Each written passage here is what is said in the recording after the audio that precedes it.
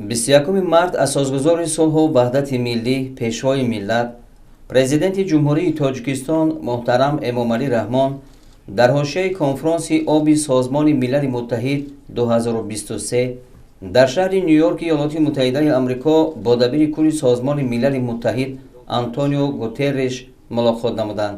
дар рафти мулоқот масъалаҳои ҳамкории Тоҷикистону Созмони Милали Муттаҳид ва ниҳодҳои он, инчунин рӯзномаи конфронси об мавриди баррасӣ қарор дода шуд.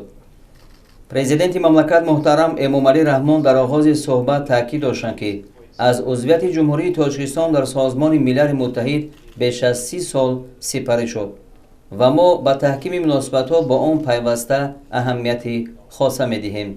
таъкид гардид ки Тоҷикистон омода аст дар якҷоягӣ бо Созмони Милали Муттаҳид ва давлатҳои аъзои он ҷиҳати расидан ба ҳадафҳои рушди устувор, рафъи хатару таҳдидҳои муосир ва таъмини арзишҳои волои инсоният саъю талошҳои муштарак ба харҷ диҳад.